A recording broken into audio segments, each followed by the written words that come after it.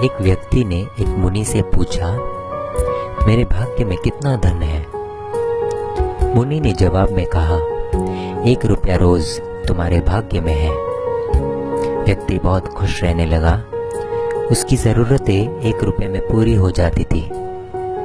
एक दिन उसके मित्र ने कहा, मैं तुम्हारे सादगी जीवन और खुशी देखकर बहुत प्रभावित हुआ हूँ और अपनी बहन की शादी तुमसे करवाना चाहता हूँ। उस व्यक्ति ने कहा, मेरी कमाई 1 रुपया रोज की है, इसको ध्यान में रखना, इसी में से ही तुम्हारी बहन को गुजारा करना पड़ेगा। मित्र ने कहा, कोई बात नहीं, मुझे रिश्ता मंजूर है। अगले दिन से उस आदमी की कमाई 11 रुपया हो गई। उसने मुनि को बुलाया और कहा, हे मुनिवर, मेरे भाग्य में 1 रुपया लिखा है, फिर 11 रुपए क्यों मिल रहे हैं? मुनि ने जवाब में पूछा, तुम्हारा किसी से रिश्ता या सगाई हुई है क्या? उस व्यक्ति ने जवाब में कहा, हाँ हुई है।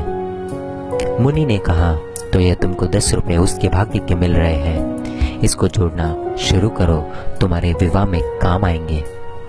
शादी के कुछ दिनों के बाद एक दिन उसकी पत्नी गर्भवती हुई और उसकी कमाई 31 रुपए होने लगी। फिर उसने मुनि को बुलाया और कहा, हे मुनिवर, मेरी और मेरी पत्नी के भाग्य के 11 रुपए मिल रहे थे, लेकिन अभी 31 रुपए क्यों मिल रहे हैं? क्या मैं कोई अपराध कर रहा हूँ?